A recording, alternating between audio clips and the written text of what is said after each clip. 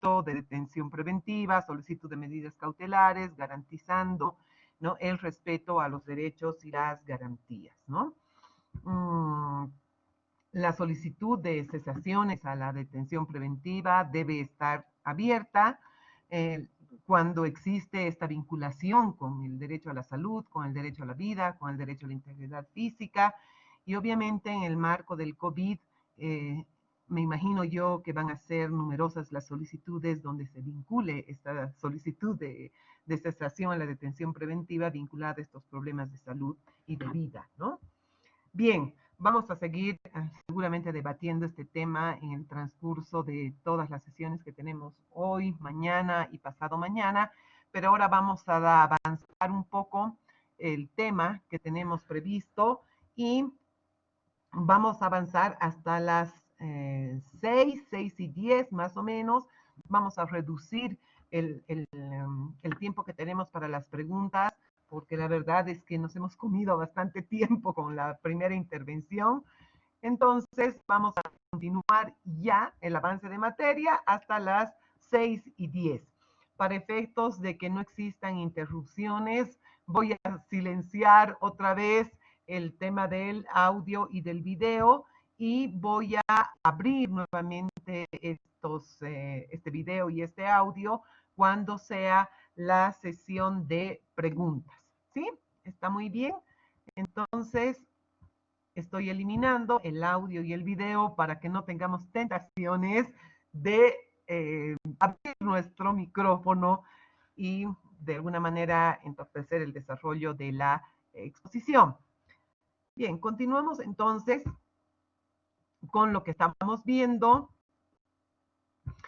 Quedamos en que a partir precisamente del Estado constitucional, conforme habíamos visto en la sesión presencial, existe una nueva forma de argumentar, existe el deber de todos los jueces, autoridades de ejercer el control de convencionalidad, el control de constitucionalidad, ¿no? Es el juez, como habíamos visto también en la sesión presencial, es que en los estados constitucionales es el señor del derecho, en términos de Zagrebelsky, y por lo tanto es quien va a definir la norma que se va a aplicar y si esa norma es compatible o no con el bloque de constitucionalidad. Obviamente apegado a los derechos y las garantías previstas en la Constitución y en los instrumentos internacionales sobre derechos humanos.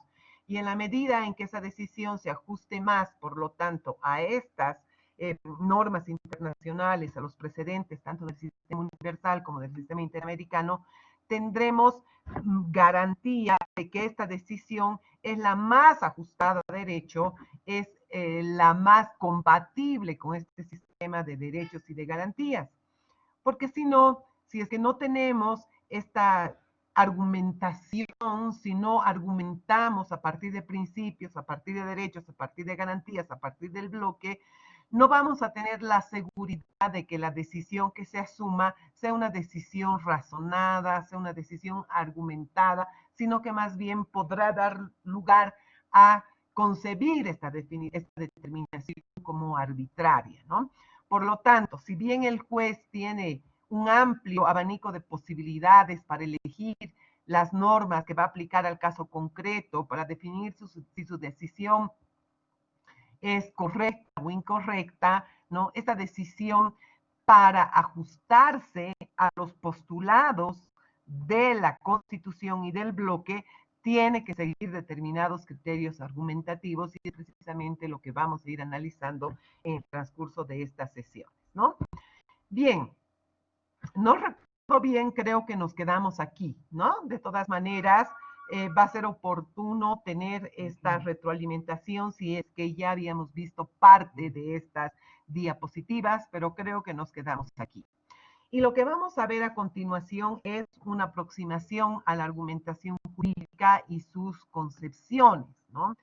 Y obviamente nos basamos para este avance de materia en la teoría estándar de la argumentación jurídica. La teoría estándar de la argumentación jurídica, cuyos máximos exponentes son Alexi y McCormick, y obviamente también Atienza, que son los que han ido dando cuerpo a lo que debe entenderse como argumentación jurídica. Evidentemente existe, no les puedo negar, a nivel de la doctrina, posiciones contrarias a la teoría estándar de la argumentación jurídica, bajo el criterio de que es una teoría que se basa fundamentalmente en principios y que por lo tanto la otra vertiente sostiene en el marco del positivismo jurídico que debemos atenernos a lo expresamente establecido en la ley. Sin embargo, desde un enfoque constitucional y desde un enfoque de nuestra constitución política del Estado, es evidente que debemos asumir una posición principialista, una posición basada en los principios, porque nuestra constitución política del Estado está impregnada de principios y de valores constitucionales, de derechos y de garantías, no solamente expresamente reconocidas por la Constitución, sino también por los instrumentos internacionales de derechos humanos en el marco del bloque de constitucionalidad. Entonces, más allá de la discusión de si debemos adoptar el positivismo jurídico, debemos adoptar un enfoque garantista o el constitucionalismo principialista, evidentemente debemos atender a que nuestra constitución ha positivado los principios, los valores, derechos, garantías. Por lo tanto, la obligación que tenemos en el marco de lo que manda nuestra constitución es pues precautelar estas normas, principios que están en la constitución política del Estado. En ese sentido, nosotros nos vamos a basar en la teoría estándar de la argumentación jurídica, pero evidentemente vamos a hacer algunas precisiones vinculadas a las particularidades que tiene nuestro sistema constitucional y nuestro modelo de Estado, que es constitucional y plurinacional, y parece en ese sentido vamos a hablar de la argumentación jurídica plural y también vamos a hablar de argumentaciones con diferentes enfoques, con enfoques diferenciales. Así hablaremos del enfoque o de la perspectiva de género, el enfoque generacional, ¿no? El enfoque vinculado a las personas con discapacidad. ¿Por qué? Porque actualmente es ineludible aplicar criterios específicos de argumentación vinculados a grupos de atención prioritaria que indudablemente se encuentran en una situación desfavorable de vulnerabilidad y que por lo tanto tienen dificultades para el ejercicio de sus derechos, para el ejercicio del acceso a la justicia fundamentalmente. De ahí que tengamos que aplicar estos enfoques a la hora de argumentar. Hecha esta introducción, entonces, vamos a ingresar a algunas concepciones, analizar algunas concepciones de lo que es la argumentación jurídica, dando una definición aproximada. A ver, Atienza nos dice que argumentar es otorgar razones respecto a una decisión, a una posición, a una conclusión. Y cuando argumentamos, ¿no? Lo hacemos desde diferentes ámbitos, ¿no? Argumentamos no solamente en el ámbito jurídico, argumentamos en la vida cotidiana, argumentamos cuando nos preguntan la opinión sobre un determinado tema, cuando nos preguntan si nos ha gustado un libro, una película, una canción, y vamos dando las razones. Esas razones de una decisión, de una posición, de una conclusión, son precisamente los argumentos. Por lo tanto, debemos distinguir lo que es la decisión de lo que es la argumentación, de lo que son estas razones. La decisión es la conclusión de toda la cadena argumentativa, ¿no? Es la conclusión de todos los argumentos desplegados para fundamentar precisamente una posición, una decisión, ¿sí? Si nosotros miramos una resolución judicial, ¿no? Obviamente los argumentos están contenidos en los fundamentos desplegados y la decisión es el por tanto, es la parte resolutiva. Por lo tanto, los argumentos van a sostener la parte resolutiva de una decisión, ¿sí? Si se está decidiendo por declarar probada, improbada una demanda, por declarar, por conceder o denegar la tutela en el marco de una acción de defensa, esa es la parte de la conclusión, la parte del por tanto. Pero los fundamentos que sustentan esta decisión se constituyen en los argumentos. Manuel Atienza nos dice que los argumentos no son las decisiones, sino las razones o cierto tipo de razones que pueden darse en favor de las decisiones. ¿Sí? De ahí que toda decisión necesariamente tenga que tener la suficiente argumentación para que no sea arbitraria y que precisamente, ¿no?, el estudio de la argumentación jurídica hoy en día tenga un papel fundamental.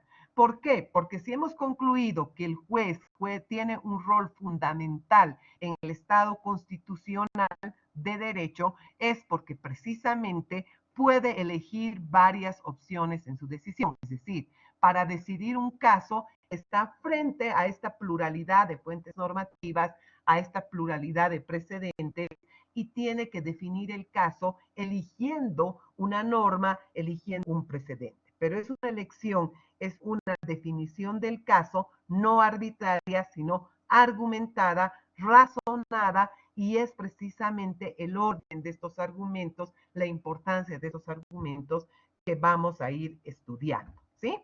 Entonces, si la argumentación puede ser utilizada en general desde diferentes perspectivas, desde diferentes materias, argumentar jurídicamente consiste en dar razones jurídicas, ¿no? ¿Para qué? Para justificar una decisión en el ámbito jurídico, ¿sí?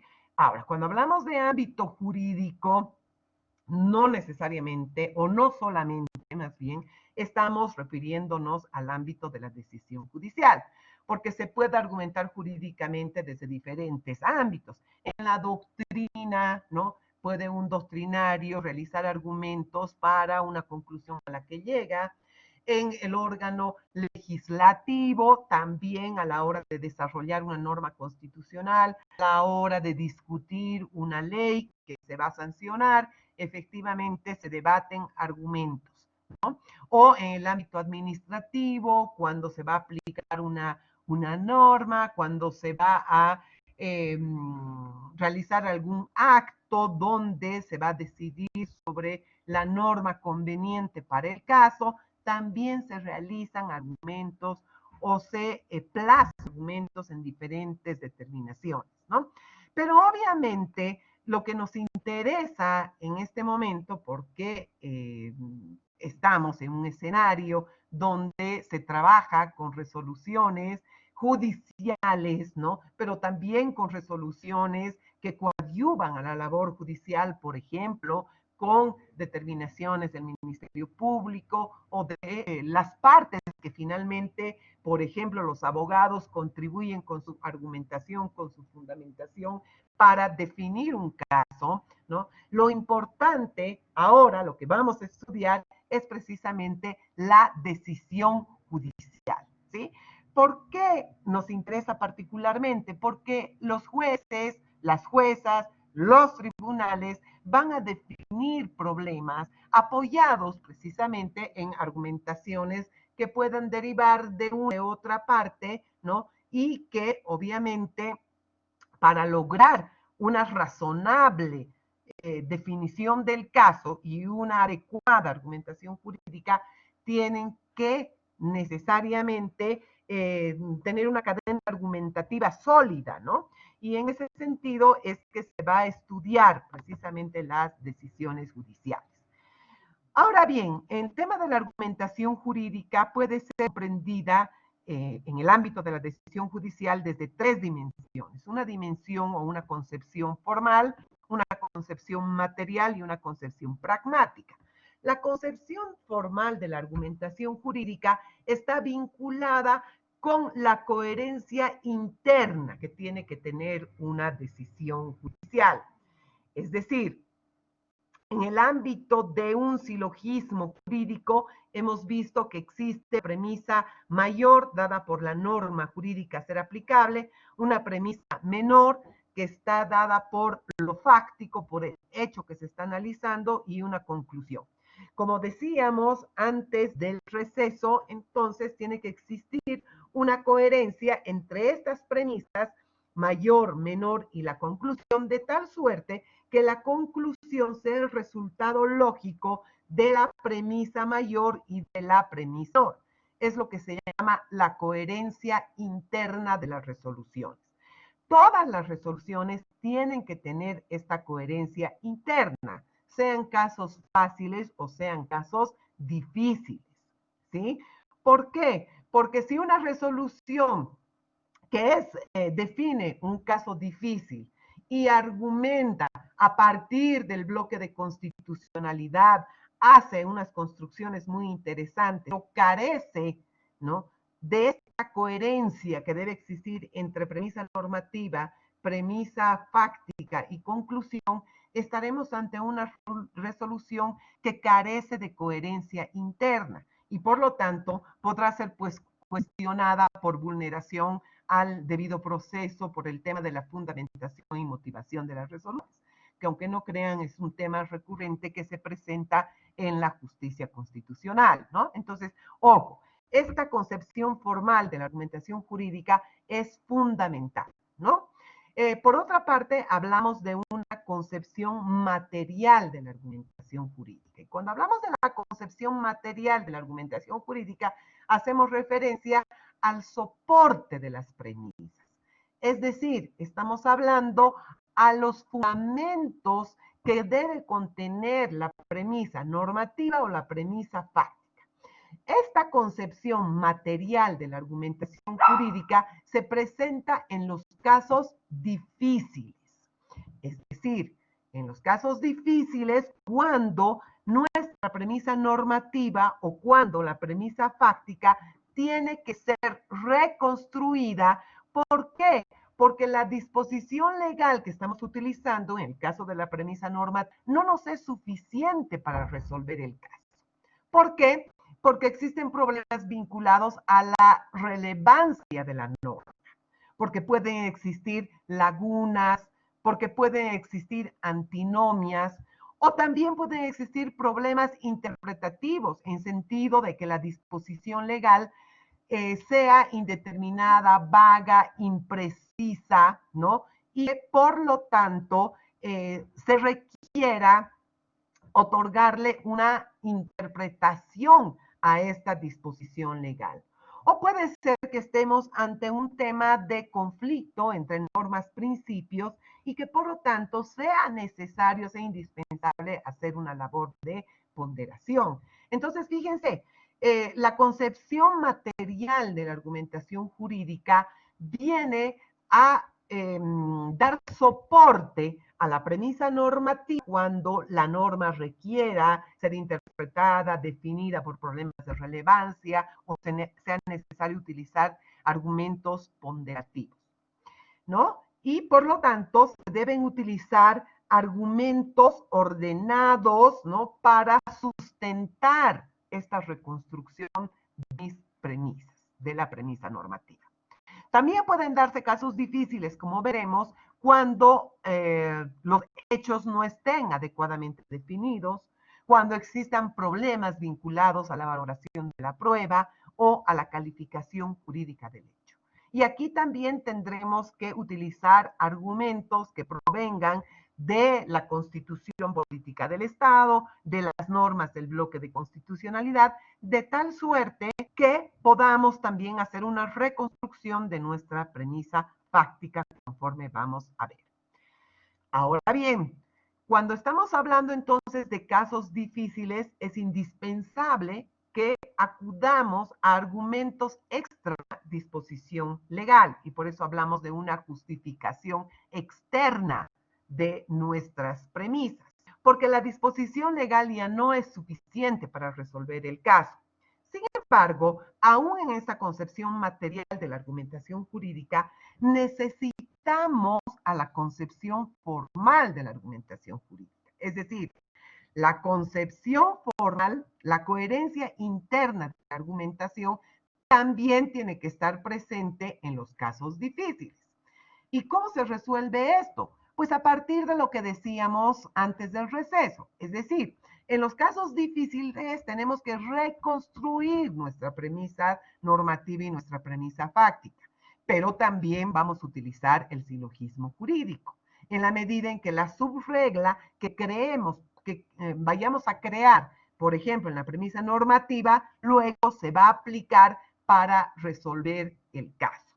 De esa forma, vamos a lograr que la resolución tenga la coherencia interna, ¿sí? La concepción pragmática de la argumentación jurídica, que también se denomina concepción dialéctica de la argumentación jurídica, está vinculada con la necesidad de que los jueces, tribunales, no solamente analicen una arista del problema jurídico, sino que vayan argumentando y contraargumentando y que ellos mismos vayan cuestionándose respecto a si la solución que están dando al caso, los argumentos que están plasmando en la resolución, pueden ser cuestionados mediante otros contraargumentos. Entonces, fíjense, es un diálogo que se da por el mismo juez, y es unipersonal, ¿no? Es una especie de Dr. Jekyll y Mr. Hyde, ¿no? Donde están argumentando y contraargumentando, ¿no? En una misma persona, ¿no? Como el diablo y el ángel, que van dialogando a efecto de ver las debilidades que puede tener la argumentación para la resolución de un caso, ¿no? Y obviamente en la resolución judicial se tienen que ir plasmando todas estas posibles objeciones que se den a la argumentación para la resolución del caso, ¿no? Entonces, obviamente que en los tribunales colegiados esta argumentación y contraargumentación es mucho más fácil. ¿Por qué? Porque estamos ante un tribunal colegiado donde hay una, dos, tres, cuatro, ¿no? Posiciones, y todas esas posiciones tienen que ir conjugándose en la resolución judicial. Pero adicionalmente, es importante que en la concepción pragmática de la argumentación jurídica tomemos en cuenta las diferentes peticiones de la parte demandante, recurrente, accionante, y también tomemos en cuenta las respuestas que se han dado a la demanda, al recurso, a la acción, para ir respondiendo a cada una de ellas, ¿no? ¿Por qué? Porque obviamente esos son argumentos traídos por las partes dentro del proceso que deben ser resueltos por las autoridades judiciales, porque si no se resuelven, queda en las partes, queda en los justiciables esta sensación de que no se ha argumentado suficientemente, de que no se ha resuelto el caso conforme a lo que ellos han cuestionado o han solicitado, y obviamente no se cumple con esta concepción pragmática, con esta dimensión pragmática de la argumentación jurídica. Ahora, obviamente estas concepciones de la argumentación jurídica tienen que estar vinculadas, necesariamente tienen que estar vinculadas. No es que solo voy a concentrarme en la concepción material de la argumentación jurídica y me olvido de la concepción formal y la concepción pragmática.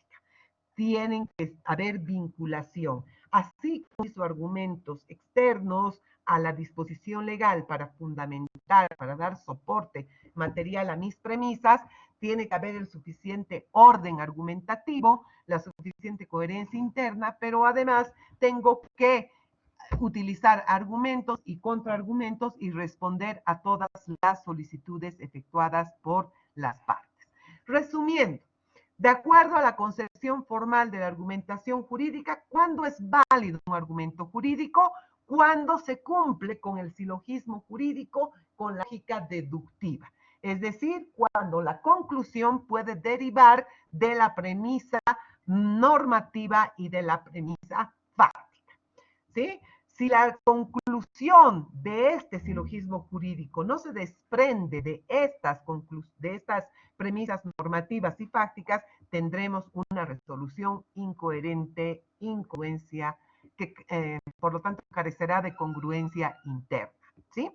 En la concepción formal de la argumentación jurídica, no nos interesa o no es relevante para el derecho el contenido de verdad, de justicia de las premisas o de la conclusión.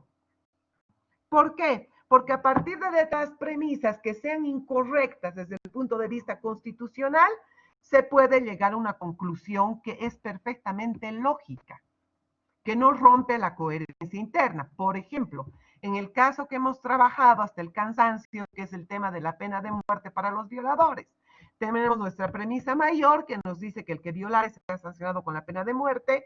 Tenemos la premisa fáctica que nos dice Juan violó a una niña de 11 años y la conclusión que Juan debe ser condenado a la pena de muerte. Nuestro silogismo es perfecto. Lógicamente, ¿no? Está bien construido.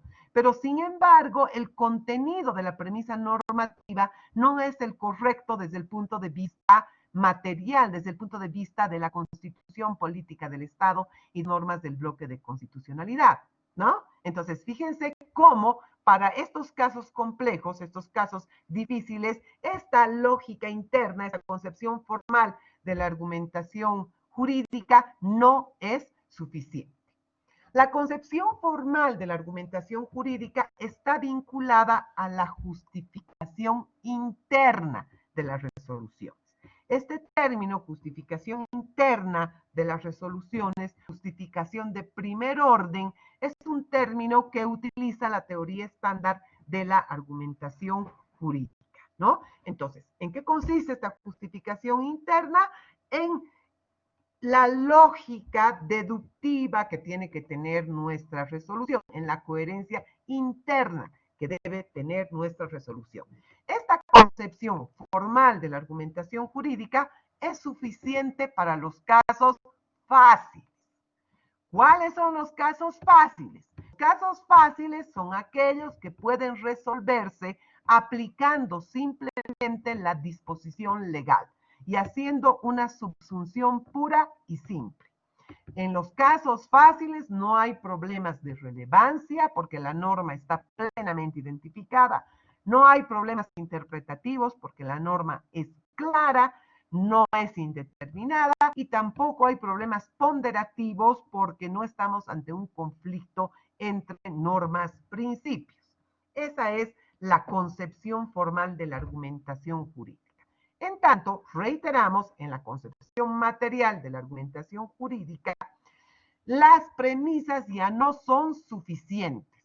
¿Por qué?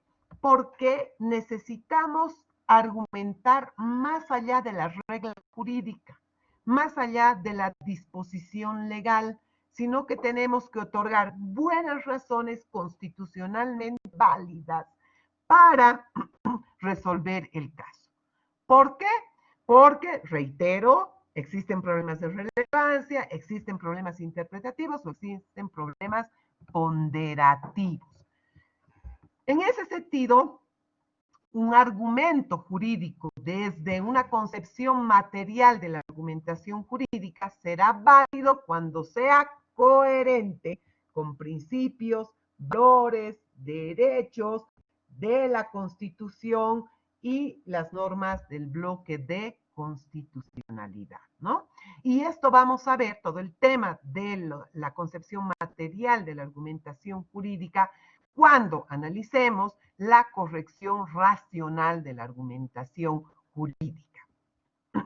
Esta concepción material de la argumentación jurídica se vincula con la justificación externa de las resoluciones, que también se denomina como justificación de segundo orden, también términos utilizados por la teoría estándar de la argumentación jurídica. Y hablamos de justificación externa, ¿por qué? Porque acudimos, reitero, a otros argumentos extra disposición legal para fundamentar nuestra premisa normativa o, en su caso, nuestra premisa fáctica.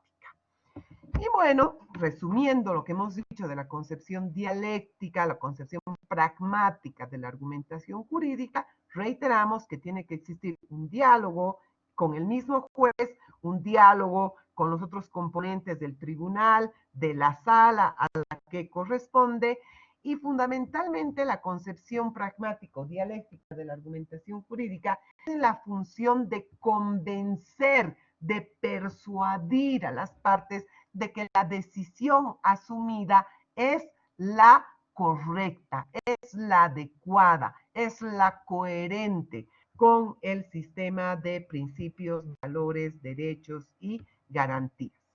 Como hemos visto, debe existir una complementariedad de las concepciones de la argumentación jurídica.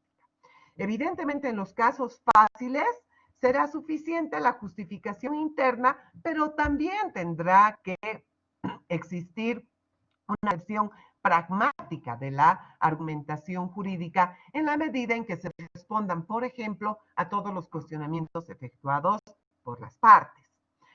En los casos difíciles, tiene que existir una concepción material, una concepción formal y obviamente también una concepción pragmática o dialéctica de la argumentación jurídica, ¿sí?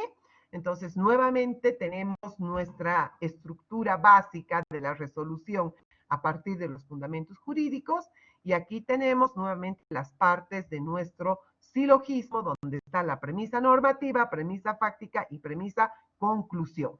Tanto en casos fáciles como en casos difíciles, ojo, se tiene que respetar la coherencia interna, que la vamos a conseguir a partir de este razonamiento básico para la aplicación del derecho. No es que en los casos difíciles nos olvidemos de ese silogismo jurídico, reitero, lo aplicamos, pero a partir de premisas reconstruidas, ¿no?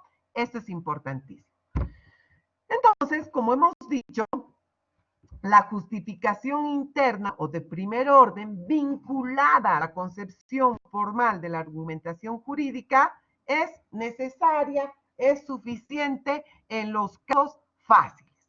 Pero esta estructura interna de una resolución, esta congruencia interna, coherencia interna, que se traduce en el silogismo jurídico, es la estructura mínima, como les decía, del razonamiento jurídico, lógico, formal, que no solamente tiene que estar presente en la justificación interna, sino también en la justificación externa de las resoluciones, ¿no? Ahora sí vamos a entrar a ver en qué casos es necesaria esta justificación externa, que como les decía inicialmente, debe ser utilizada cuando existen problemas de relevancia, interpretativos, ponderativos o en temas vinculados a la premisa fáctica. Y para eso vamos a ir viendo precisamente estos casos difíciles. Les decía que estos problemas deben presentarse en la premisa normativa o en la premisa fáctica. Veamos, en la premisa normativa pueden presentarse problemas de relevancia, pueden presentarse problemas interpretativos y en la premisa fáctica pueden presentarse problemas vinculados a los hechos, a la prueba y a la calificación jurídica del hecho. Pero también existen otros problemas que pueden presentarse y que pueden afectar a ambas premisas, a la premisa normativa y a la premisa fáctica. Por ejemplo, los temas de ponderación, donde hay un conflicto entre principios, donde obviamente ambas premisas resultan afectadas. Lo mismo cuando se efectúa el test de proporcionalidad del que hablábamos hace un momento, que se utiliza, como vamos a ver, para la limitación de derechos fundamentales y también en los temas de razonabilidad, que se utiliza para analizar la existencia o no de posible vulneración al principio de igualdad y no discriminación. Ahora, para terminar esta sesión y antes de empezar la ronda de preguntas, nos vamos a detener en los problemas de relevancia. ¿Cuándo hablamos de problemas de relevancia? Hablamos de problemas de relevancia cuando no existe identificada la norma que vamos a aplicar al caso. Es decir, no sabemos qué norma vamos a aplicar al caso. ¿Por qué? Porque puede ser que el hecho que se ha puesto a conocimiento del juzgador no esté previsto en la norma, no tenga un supuesto de hecho previsto en la regla jurídica. Y ahí estamos hablando de lagunas normativas, es decir, la norma no prevé una regulación para un determinado supuesto de hecho. Hemos visto que la regla jurídica está contenida fundamentalmente por un supuesto de hecho y por su consecuencia jurídica. Puede ser que el hecho, por lo tanto, que va a resolver la autoridad judicial no esté contenido en los supuestos de hecho previstos en la norma. Entonces, en ese caso hablamos de una laguna normativa. Y la pregunta es, ¿qué norma aplico si es que este supuesto no está previsto? Entonces, en estos casos, lo que se hace es aplicar la analogía. Esos casos se resuelven por la analogía. ¿Y en qué consiste la analogía?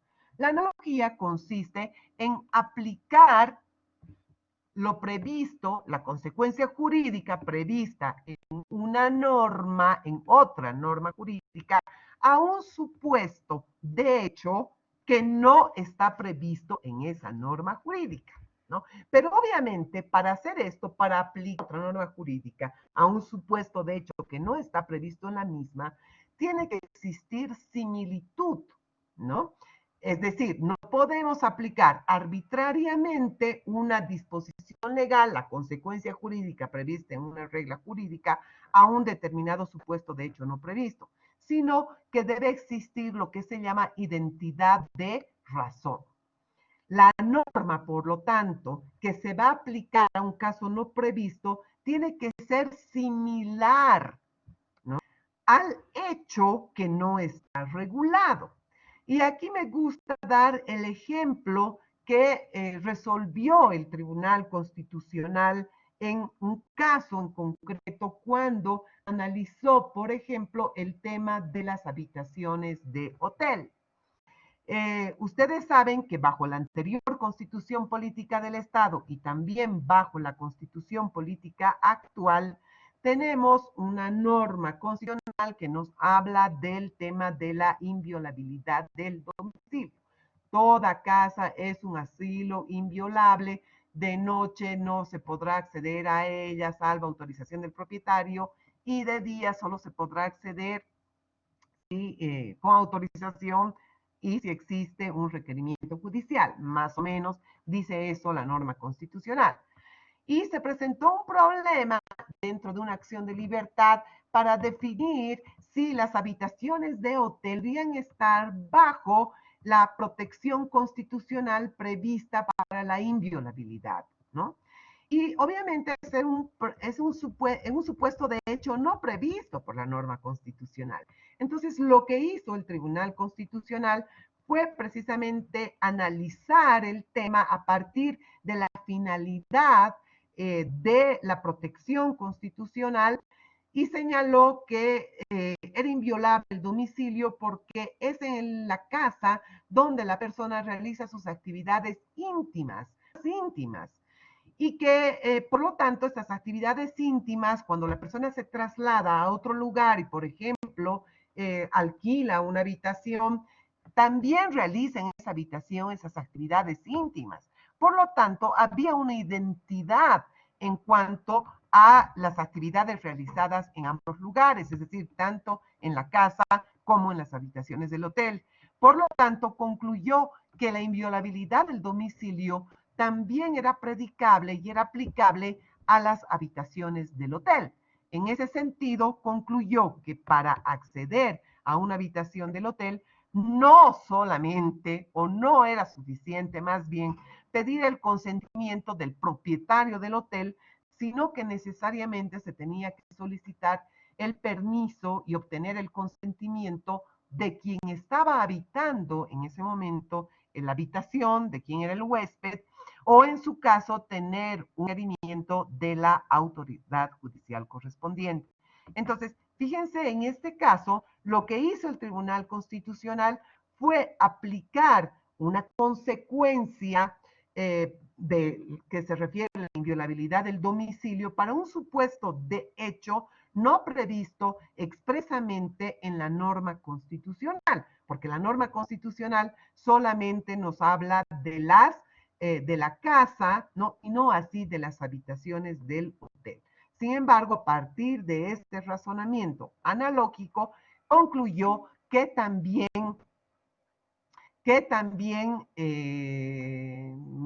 perdón, me he distraído leyendo uno de los comentarios y de la solicitud.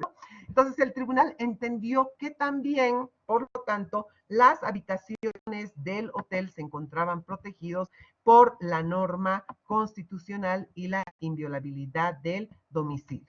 Por aquí me llega un comentario que lo voy a leer, que me dice, doctora Sauma, para no dejar confusión, tomando en cuenta que también existen colegas de otras materias y funcionarios de apoyo, favor aclarar que en materia penal está prohibida la analogía por el de legalidad que pudiese vulnerarse. Bien, gracias por la intervención, que claro es oportuna para el tema y por eso la he leído. Evidentemente, en materia penal, a partir del principio de legalidad, efectivamente la analogía no está permitida. Estamos hablando de materia sustantiva, estamos hablando de tipos penales. Menos aún la analogía en mala parte, es decir, cualquier analogía que quiera ser aplicada de manera perjudicial, ¿no?, para el imputado no está permitida, y eso lo ha dejado expresamente señalado el Tribunal Constitucional en una sentencia que, van a disculpar, no me acuerdo el número, ¿no? Pero hacía referencia al tema de la construcción de la prescripción en los delitos continuados.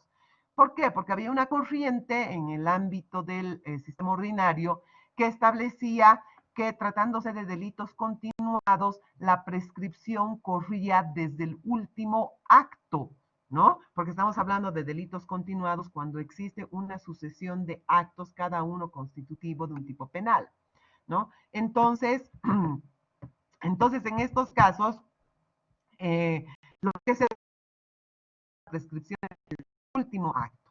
Pero sin embargo, la norma procesal penal no establecía este tipo de prescripción, porque lo que nos dice el Código de Procedimiento Penal es que la prescripción se computa desde cuándo, desde la medianoche del día en que se cometió el delito o desde el día en que cesó su consumación, tratándose de delitos permanentes, ¿no? Y no te dice nada respecto a los delitos continuados. Sin embargo, efectivamente existe en otras latitudes una construcción jurisprudencial con relación a la prescripción de los delitos continuados. Y esa fue una construcción que la hizo, por ejemplo, el tribunal en España, los tribunales ordinarios de España, y que luego se sometió a un amparo constitucional.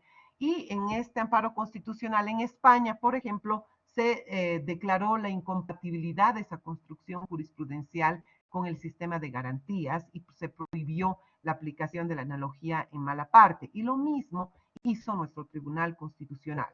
Dijo que el cómputo de la prescripción en los delitos continuados no estaba expresamente previsto en el Código de Procedimiento Penal y que por lo tanto no se podía adoptar, no se podría construir jurisprudencialmente una interpretación en ese sentido, que además era desfavorable al imputado y que por lo tanto solamente podía computarse la prescripción en los delitos instantáneos desde la medianoche del día en que se cometió el delito o en los delitos permanentes desde el día en que cesó la consumación, ¿no? Entonces, claro, el tribunal hizo esta precisión además considerando que la prescripción es un instituto que, si bien está regulado en normas adjetivas en el procedimiento penal, sin embargo es una norma de carácter sustantivo porque afecta derechos, ¿no? Entonces tiene carácter sustantivo. Entonces, valga la precisión, en materia penal, efectivamente, para temas sustantivos no está permitida la analogía, y menos si esta analogía es mala parte, ¿no? También hay un comentario de la doctora Shirley Becerra que nos dice que en materia de niñez tampoco está permitida la analogía y aplicamos los principios. Aquí quiero hacer mención precisamente a este tema de los principios, eh, porque efectivamente, si es que no encontramos la norma aplicable por analogía, o si es que regulación no nos permite, si es que la norma no nos permite aplicar la analogía, podemos pues acudir a principios, ¿no? efectivamente lo que no se puede hacer es dejar de fallar por ausencia normativa, sino que o se aplica la analogía o acudimos, como decíamos al principio de la sesión del día de hoy, acudimos a principios y los aplicamos directamente, ¿no? En el marco de nuestra regla, digamos, entre comillas, que en el marco de los estados constitucionales aplicamos más principios que reglas. La sentencia sobre prescripción, el número concreto, se las voy a hacer llegar, si mal no recuerdo, es la sentencia 27 quebrado 2007. ¿Sí? Muy bien.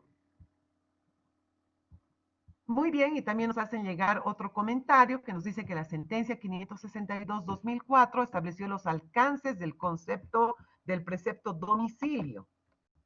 Perdón, estoy con mi máquina mal. Sí, estableció los alcances del concepto del domicilio casa en coherencia con el sentido garantista del precepto constitucional que abarca al espacio o ámbito físico en el que la persona desarrolla su vida íntima, por lo que desde tal perspectiva comprende también el lugar de trabajo o los lugares de permanencia accidental, ¿no? Muy buen aporte, gracias, doctor Borja. Entonces, fíjense, esa es la forma en que se puede ir construyendo, en que se puede ir llenando estas lagunas que podría presentar el ordenamiento jurídico.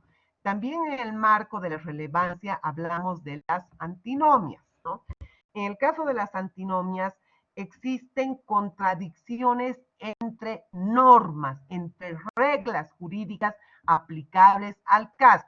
Fíjense que en el caso de las antinomias estamos hablando de reglas jurídicas, ¿no? No estamos hablando de normas, principios, sino de reglas jurídicas, es decir, de normas infraconstitucionales, ¿no? Entonces, aquí estamos, por ejemplo, ante dos leyes que regulan un mismo tema, que tienen consecuencias jurídicas diferentes para un mismo hecho, ¿sí? Entonces, aquí no sabemos qué norma aplicar, si vamos a aplicar la norma A o vamos a aplicar la norma B, ¿no? Ahora, estas antinomias se van a resolver a partir de la aplicación de los principios de especialidad, principio cronológico, principio jerárquico y también el tema competencial, ¿no?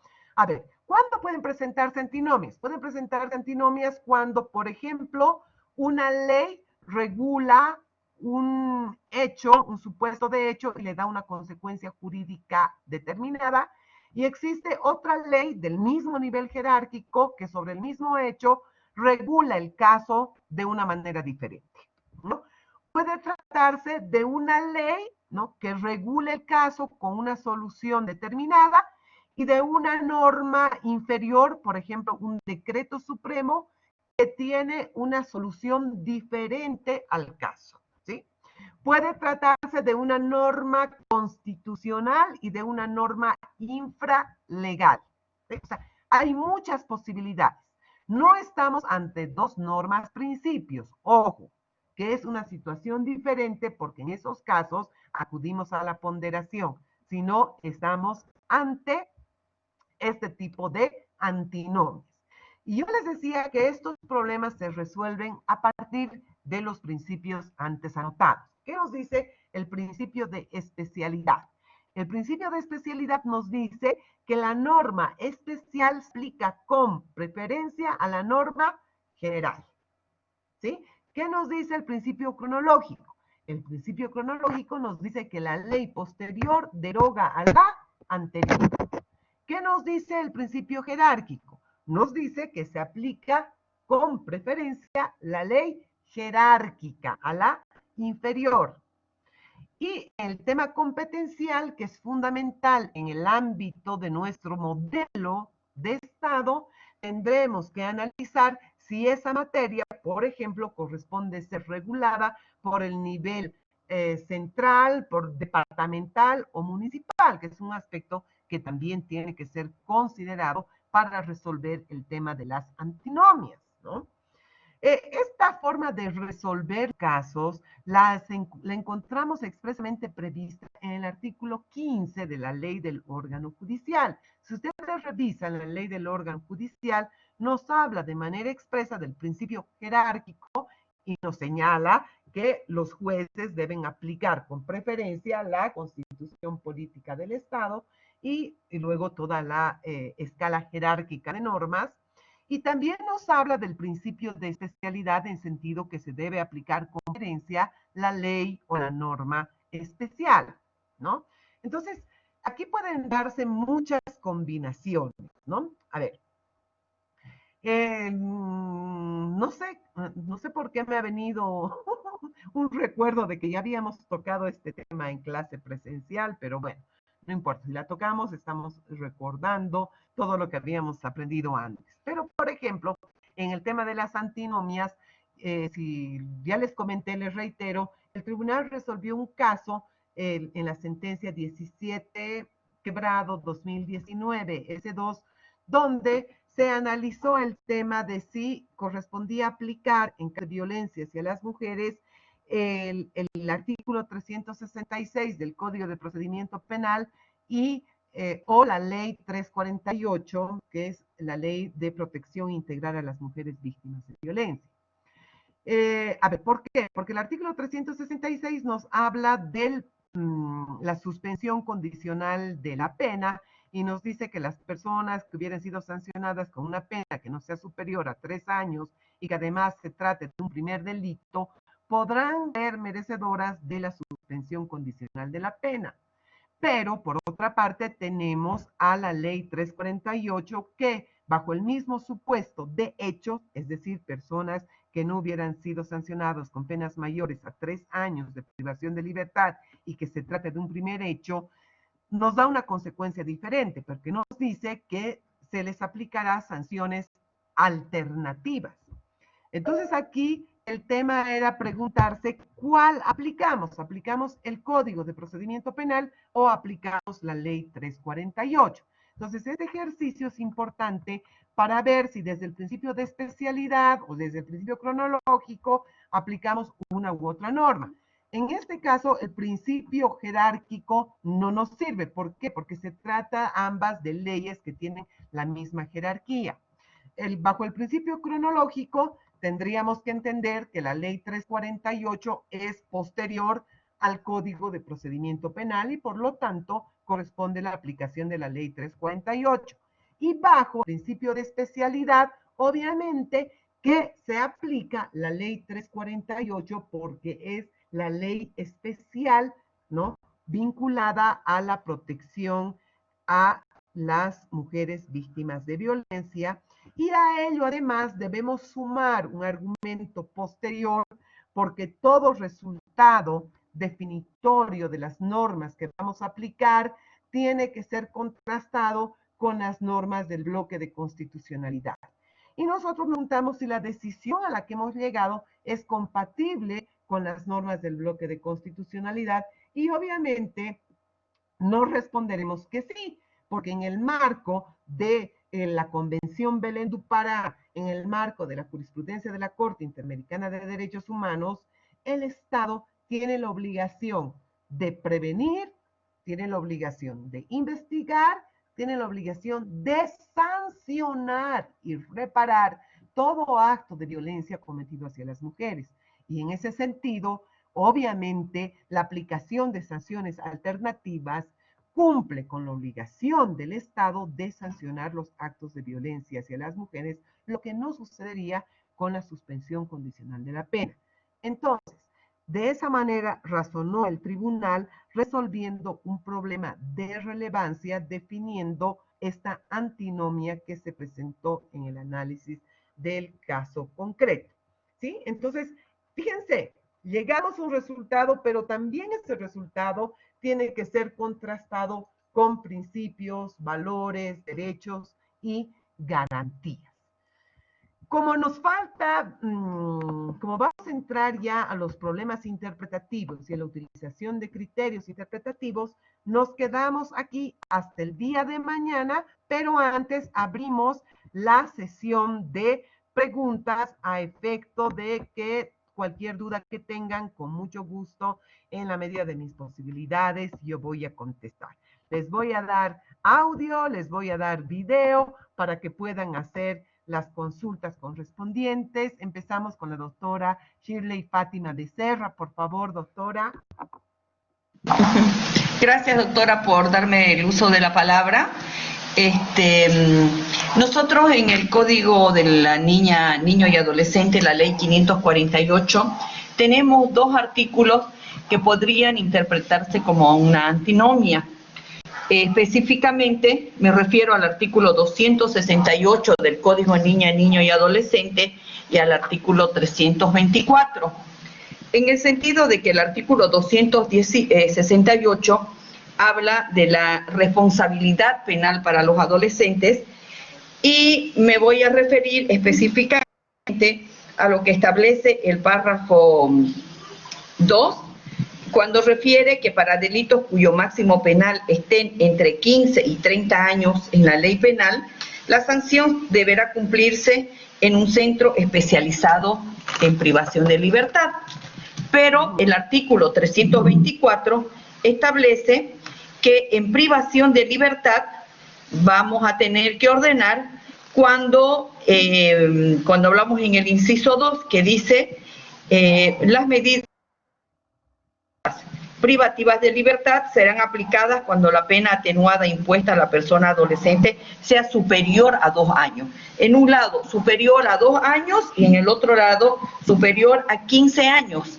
15 años con las 4/5 partes es 3 años, superior a 3 años. Entonces, ahí se da una antinomia. Entonces, nosotros, ¿qué es lo que hacemos? Aplicamos el principio pro hominem, lo que es más favorable al adolescente, y en ese sentido estamos resolviendo esta antinomia entre el artículo 268 y el artículo 324 de la ley 548. Muchas gracias, estimada doctora. Esta forma de razonar es absolutamente posible, porque además de estos principios de especialidad cronológico, jerárquico por competencias, tratándose obviamente de normas vinculadas a derechos humanos, efectivamente debemos considerar también el principio de favorabilidad. En este caso en concreto estamos hablando de la responsabilidad penal del adolescente y obviamente tenemos que aplicar el principio de favorabilidad a partir del artículo 116 de la Constitución Política del Estado, pero además tenemos que tomar en cuenta todos los principios de protección a favor de niños, niñas y adolescentes, ¿no? Correctamente. Y por aquí me dicen, me hablan me corrigen una sentencia, es correcto, muchísimas gracias. El tema de las antinomias entre la suspensión condicional de la pena y entre el artículo, perdón, 366 del Código de Procedimiento Penal y la ley 348 es la sentencia 721 quebrado 2018 S2. Gracias al doctor Borda, efectivamente. La que les mencioné yo, la sentencia 17-2019, hace referencia al problema jurídico integral que ya lo vamos a tocar posteriormente. Y por otra parte, hay una pregunta del doctor Baptista, del doctor Manuel Baptista, que me dice, cuando hay colisión de normas en el tiempo por retroactividad, se aplicaría la más favorable en materia penal. Eso también puede entenderse como antinomia bajo el principio cronológico. Bueno, muy interesante la pregunta y aquí volvemos a lo que decía hace un momento, el principio de favorabilidad. Cuando estamos hablando del principio de retroactividad y de la irretroactividad en materia penal cuando sea desfavorable, evidentemente estamos ante un tema de garantías y obviamente para estos temas vamos a aplicar el principio de favorabilidad. Entonces, a ver, si estamos hablando de una norma que es más favorable y tenemos que determinar qué norma aplicamos, obviamente nos basamos en el principio de favorabilidad. Es decir, si existe una norma en el tiempo en materia penal, nos basamos en el principio de favorabilidad, ¿no? A partir del artículo 256 de la Convención Americana de Derechos Humanos, en el artículo 29, etcétera, ¿no? Creo que quiere complementar, doctor Baptista, adelante. Muchas gracias, doctora. Sí, cortito. Es un caso, a ver, se trata de legitimación de ganancias ilícitas. Este delito cronológicamente en el tiempo ha ido agravándose con relación a las condiciones para cometer este delito, que ahora son amplísimas, y con relación a la cantidad de la pena, que ahora tiene una pena máxima de 10 años de presidio. No obstante ello, este delito ha sido entendido como un delito de orden continuado o permanente, puesto de que tiene un origen y mientras no se determine qué sucedió con los bienes ilícitamente adquiridos y si se los sigue utilizando a la fecha, el delito continuaría ejecutándose de alguna manera. Entonces, el imputado requiere que al haberse acreditado por el Ministerio Público, digámoslo así, que se inició su conducta en una fecha en la que se encontraba sustantiva penal que sancionaba de distinta manera este delito, pide que se lo impute por este y no por el delito en actual vigencia. No sé qué criterio le merece y bajo las premisas normativas y ante quizás esta colisión por antinomia, ¿cómo se podría resolver? Gracias, doctora. A ver, voy a repetir lo que me ha dicho para ver si he comprendido bien el problema jurídico que me está planteando. Se trata de un caso en el que se inicia la supuesta comisión del delito cuando existía una norma más benigna, más favorable, ¿sí? Exacto, exacto. Más Es decir, favorable. doctora, a ver, para hacerlo más clarito. Me imputan hoy, estamos en abril del 2020, pero el inicio o el origen de mi legitimación de ganancias ilícitas, si vale el término, es de hace, no sé, 10 años, pongámosle, donde estaba vigente otra norma penal más benigna que la que tenemos actualmente. Pero la imputación viene con la actual norma, el actual código, perdón, la actual ley 1008 que Marcelo Quiroga Santa Cruz que agrava este tipo penal. Bueno, yo tengo un criterio bajo el principio de favorabilidad que la norma aplicable es la norma vigente en el momento en que se inició, ¿no? La comisión del tipo penal. Sin embargo, ese no ha sido el criterio, ¿no? Del propio Tribunal Constitucional Plurinacional, ¿no? Y si usted me dice que este delito ha sido entendido como un delito permanente, bajo la lógica del delito permanente se entiende que ese tipo penal ese delito ha seguido cometiéndose en el tiempo y que por lo tanto es aplicable la regulación eh, normativa tanto para el tipo penal como para la sanción última, ¿no? Hasta el inicio del proceso penal. ¿No? Ese criterio, por ejemplo, ha sido sostenido no directamente con el tema de legitimación de ganancias ilícitas, pero de manera general para el tema de la retroactividad de la ley penal en la sentencia 770/2012, ¿no? Que es un tema bastante complejo porque se utiliza jurisprudencia de la Corte Interamericana de Derechos Humanos, no se la nombra siquiera, ¿no?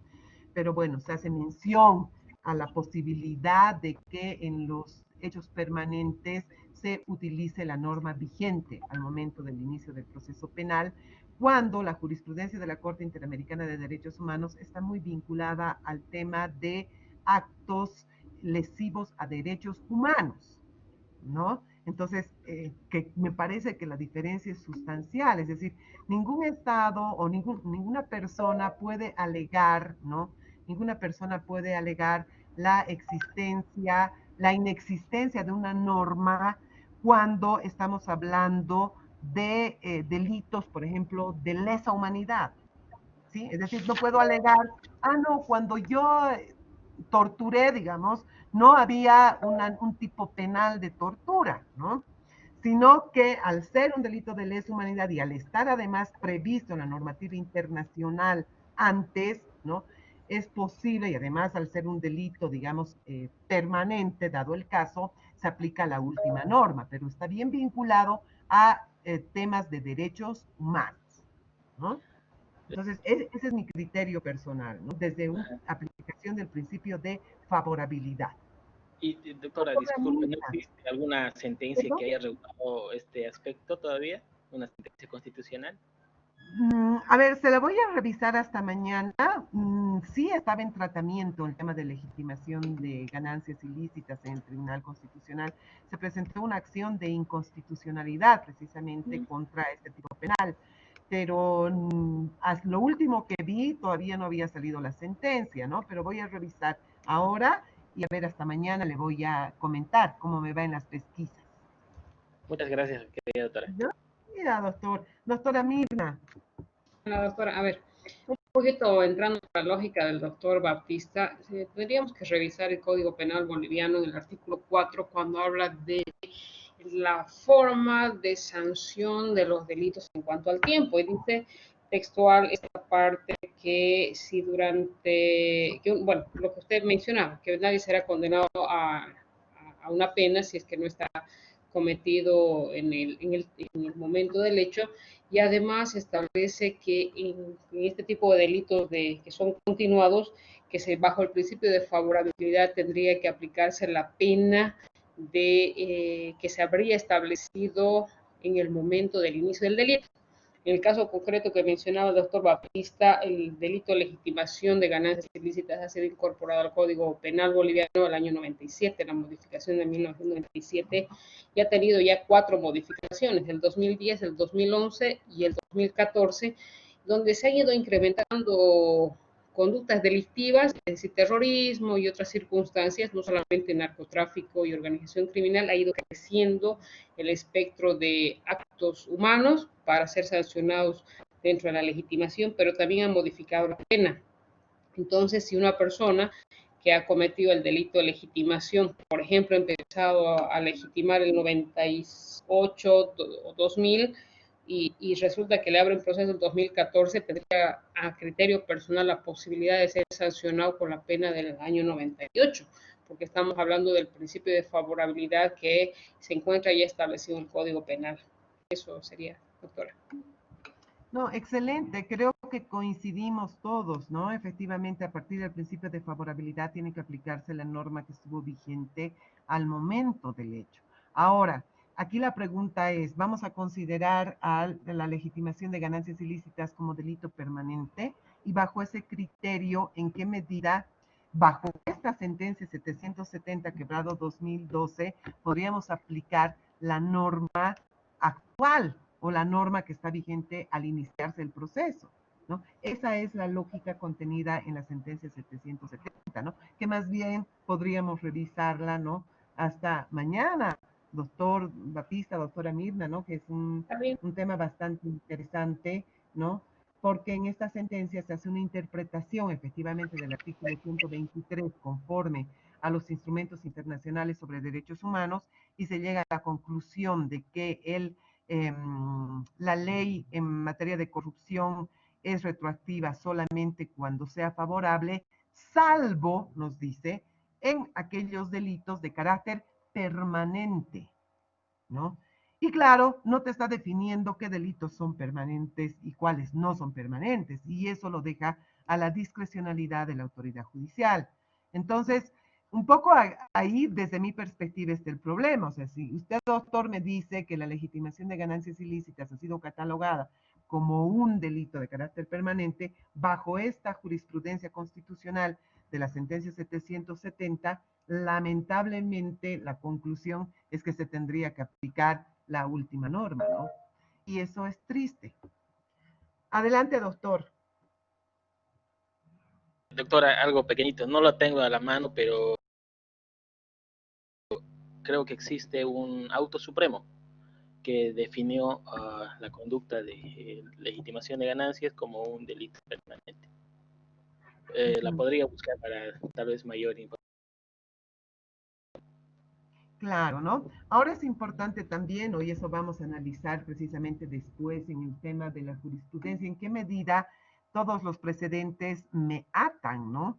Y en qué medida en el marco de la autonomía, ¿no? Judicial, en el marco de la independencia judicial, es posible apartarse de un precedente bajo la construcción de un precedente que sea más favorable, ¿no? Que eso lo vamos a ver en días posteriores, ¿no? Muy bien, no sé si alguien más tiene alguna consulta. ¿No? Perfecto. Doctor Parada. Nuevamente, querida doctora, saludarla y a los compañeros maestrantes. En caso de no haber ninguna pregunta, ¿no? Por parte de los colegas, quiero agradecer rotundamente a todos por haber hecho un gran sacrificio por el tema de poderse conectar durante 4 horas a internet. A veces es un poco complicado, querida doctora.